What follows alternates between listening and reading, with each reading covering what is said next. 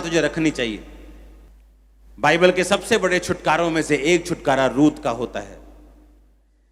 जब बाइबल कहती है जब उसका पति मर गया और अपनी सास के साथ वो इज़राइल में और बैतलहम में वापस गई और उसकी जो जेठानी थी वो चली गई, उस जब नयोमी ने कहा कि देखो दोनों बहुओं को कि मैं पति नहीं कर सकती और मेरे बच्चे भी नहीं कि तुम उनकी पत्नियां ठहरो, वापस चले जाओ अपने देश में और वहां पति करो और मुझे छोड़ दो। और बाइबल कहती बड़ी जेठानी जो थी वो छोड़ के चली गई, क्योंकि उसे मालूम था कि बूढ़ी सास के साथ सारी उम्र रहने से अच्छा ये है कि मैं अपने देश में वापस चली जाऊं जहां से आई थी। लेकिन रूत ने कहा तेरे लोग मेरे लोग होंगे, तेरा परमेश्वर मेरा परमेश्वर होगा। उस आयत को हम अपनी स्क्रीन के ऊपर पढ़ेंगे।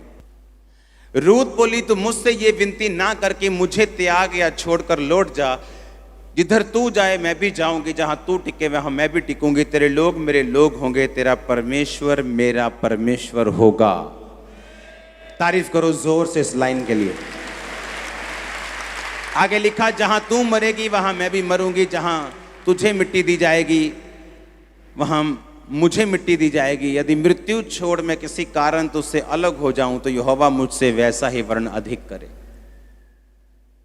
उसने कहा तेरे लोग मेरे लोग होंगे, तेरी मुसीबतें मेरी मुसीबतें, तेरा सुख मेरा सुख होगा, तेरा परमेश्वर मेरा परमेश्वर होगा। मैं अगर मोआब में चली गई तो वहां पर मुझे सारे सुख तो मिल जाएंगे, लेकिन यहोवा परमेश्वर की आराधना वहां नहीं होती तो वहां पे परमेश्वर मुझे नहीं मिलेगा। उसने कहा सिर्फ मौत ही होगी जो तुझे मुझसे अलग कर सकती है। और बाइबल कहती है रूत ये कहकर अपनी सास के साथ रह गई और एक खेत में सीला बिनने का काम, यानी जब फसल उठाते थे लोग तो जो कुछ रह जाता था उसे उठाने का काम करने लगी। और बाइबल कहती है कि उसे उठाते उठाते वहां बोअज मिला जो उसका रिश्तेदार निकला, और परमेश्वर ने बोअज के दिल में डाला कि वो रूत से शादी करे। और बाइबल कहती है फिर रूत ने ओबेद को जन्म दिया जो दाऊद का क्या था, परदादा, हाँ यिशै। उसके बाद उससे वो जन्मा और बाइबल कहती है उसी दाऊद से यीशु मसीह और उसी दाऊद से आप और मैं पैदा हुए। सबसे बड़े छुटकारों में से एक छुटकारा जो है वो रूत का है बाइबल में। और उसने क्या कहा कि मौत को छोड़कर मुझे अब तुझसे अलग कोई नहीं कर सकता। तो मैं आपसे ये क्वेश्चन करना चाहता हूं, क्या आपकी भी यही स्टेटमेंट है परमेश्वर के लिए? क्योंकि छुटकारा हर एक व्यक्ति चाहता है मेरा छुटकारा हो, मेरी फैमिली का छुटकारा हो, मेरे फाइनेंस का छुटकारा हो, मेरे शरीर में छुटकारा हो, मुझे बीमारियों से छुटकारा मिले, मुझे शैतान से छुटकारा मिले। लेकिन हर एक छुटकारे के लिए एक प्राइस पे किया गया है। आज देश आजाद हुए, हम 15 अगस्त में वहां आजादी मना रहे थे, आप यहां मना रहे थे, आसानी से मिल गई थी आजादी क्या? हाँ, कितने लोगों ने अपनी जान दी है, हाँ या ना? एक शारीरिक छुटकारे के लिए बाइबल कहती है हर एक छुटकारे के लिए कीमत अदा की गई है। यीशु मसीह ने भी कीमत अदा की है आपके छुटकारे के लिए। आपको उस छुटकारे को ग्रहण करने के लिए विश्वास करना होगा और विश्वास की कीमत परमेश्वर को देनी होगी। आमीन।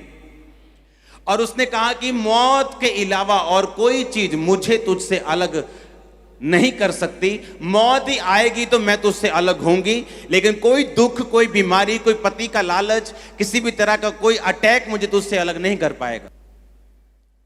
तो मैं आपसे ये क्वेश्चन करना चाहता हूं कि क्या आपकी भी यही स्टेटमेंट है परमेश्वर के लिए कि नहीं? क्योंकि छुटकारे के लिए जो परमेश्वर अब अगले 7 हफ्ते में आपके लिए छुटकारे के लिए प्रेयर करूंगा, इसके लिए जरूरी है कि आपका माइंड सेट बिल्कुल परमेश्वर के वचन के मुताबिक हो और आपका जो दिमाग है, आपका जो स्पिरिट है वो बिल्कुल परमेश्वर के वचन पे खड़ी हो, ताकि जब मैं आप पर प्रेयर करूं परमेश्वर आपकी प्रेयर को भी सुन के आपको इज्जत दे, आपको ताकत दे, आपको बरकत दे। आमीन। आप मेरी बात समझ रहे कि नहीं? उसने कहा मौत को छोड़कर और कोई चीज मुझे तुझसे अलग नहीं कर पाएगी। सिर्फ मौत होगी जो मुझे तुझसे अलग कर सकती है। तो क्या आपकी भी परमेश्वर के लिए यही स्टेटमेंट है? या अगर वीजा ना आया तो आपको अलग कर देगा, या आप हील नहीं हुए तो वो आपको अलग कर देगा, ये अगर आपके बेबी नहीं हुआ तो आप अलग हो जाएंगे, क्योंकि आपकी बहन ने बोला है बहन जी बहुत सियाना बाबा 2 मिनट आ जाओ थे, क्योंकि फाइनेंस नहीं है इसलिए आप क्या कुछ भी परमेश्वर के वचन के खिलाफ करेंगे। उसने कहा मौत के अलावा कोई चीज मुझे तुझसे अलग नहीं कर पाएगी। सुनो मेरी बात, छुटकारे के लिए जो परमेश्वर ने अभी आपका सोचा है करने के लिए, अगले 7 हफ्ते लगातार मैं आपको वचन दूंगा। आपको ये वचन लिखना होगा और समझना होगा कि अगर आपका दिल तैयार है कि परमेश्वर मौत के अलावा कोई चीज मुझे तुझसे अलग नहीं कर पाएगी, कोई बीमारी, कोई प्रार्थना का उत्तर ना आना, कोई गरीबी, किसी भी तरह का कोई विरोध, कोई अत्याचार, कोई सताव, तो आप छुटकारे के लिए फिर उतना ही तैयार हैं जितना रूत तैयार थी, और वो उतना ही देगा आपको, उससे भी अधिक देगा जैसा उसने रूत को दिया था। मैं आपकी फैमिली को डिलीवर होता हुआ देख रहा हूं इस 7 हफ्तों में। आमीन आमीन। आपकी स्टेटमेंट होनी चाहिए, परमेश्वर मुझे तुझसे कोई भी चीज अलग नहीं कर सकती। मैं सिर्फ बरकत के लिए नहीं बैठा हूं, सिर्फ चंगियाई के लिए नहीं बैठा हूं, सिर्फ आशीष लेने के लिए नहीं बैठा हूं, मैं तेरे लिए बैठा हूं। हालेलुया।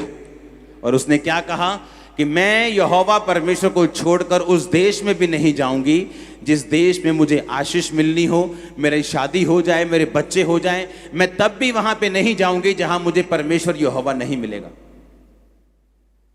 यीशु मसीह ने कहा जो कुछ तू मुझे छोड़ के पाना चाहेगा वो तू गवा देगा। परमेश्वर का आत्मा मुझे कल वचन दे रहा था, यहोजकेल की पुस्तक में थोड़ा सा उसको पढ़ेंगे स्क्रीन के ऊपर।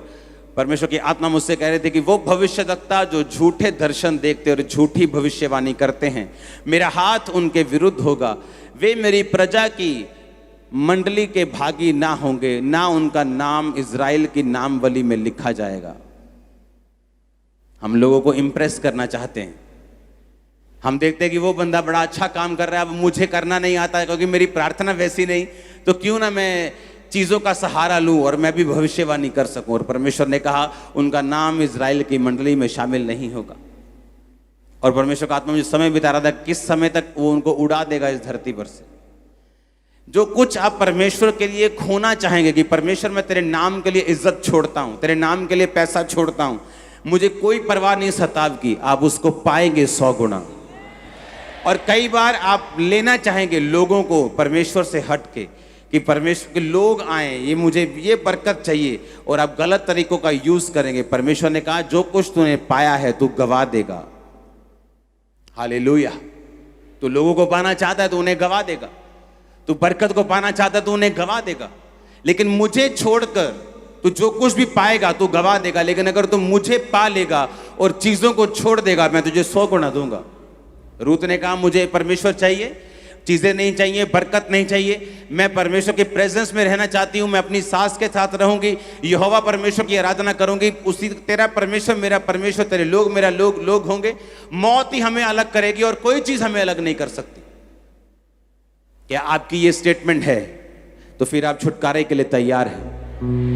मैं आपको सच कह रहा हूं, मैं नहीं कह रहा 99.99% आपका छुटकारा होगा, मैं कह रहा हूं 100% उसको आपको छुएगा, 100% आपके फैमिली को वो छुएगा। एक भी केस ऐसा नहीं होगा जिसको परमेश्वर छुएगा नहीं। लेकिन हम छुटकारे के लिए तैयार होने चाहिए, हमारा ध्यान वचन पे होना चाहिए और हमें लेना आना चाहिए। पौलुस और सिलास को लेना आता था, इसीलिए बाइबल कहती जब सताव हुआ तो वो आराधना करने लगे और परमेश्वर ने भूकंप और दूतों को भेजकर जेल से छुड़ा लिया। और यूहन्ना बपतिस्मा दाता आत्मिक होके भी फंस गया, क्योंकि परमेश्वर के वचन से बाहर जाकर परमेश्वर को ताने मारने लगा कि तू ही है कि मैं किसी और का इंतजार करूं। हालेलुया। हमें ये बात समझनी है कि परमेश्वर सब कुछ देने के लिए मुझे तैयार है, लेकिन उस सब चीजों को लेने के लिए मेरा दिमाग तैयार है कि नहीं, मेरी स्पिरिट तैयार है कि नहीं। क्या मैं परमेश्वर से वफादार हूं या सिर्फ आशीष लेने तक ही वफादार हूं। अगर आशीष नहीं मिली तो अपने आप से क्वेश्चन करने की जरूरत है, क्या फिर भी मैं परमेश्वर की सेवा में लगा रहूंगा, क्या फिर भी मैं चर्च में आऊंगा, क्या फिर भी फास्टिंग करूंगा, क्या फिर भी बोऊंगा। ये हमें सवाल करने की जरूरत है। अगर हाँ तो जैसा रूत का छुटकारा हुआ, ऐसा बेहतर, उससे अच्छा आपका छुटकारा होगा। और वो आपको छुटकारा देने के लिए तैयार है, इसलिए उसने आपको वचन दिया है।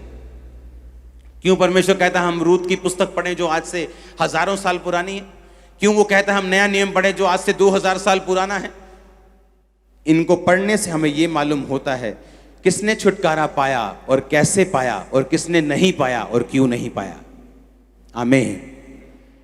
यूहन्ना बपतिस्मा दाता ने क्यों नहीं पाया, पौलुस सिलास ने क्यों पाया, रूत ने कैसे पाया और उसकी जेठानी ने कैसे नहीं पाया।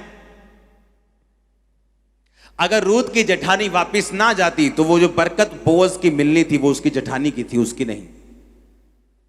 हालेलुया। क्या बोला मैंने?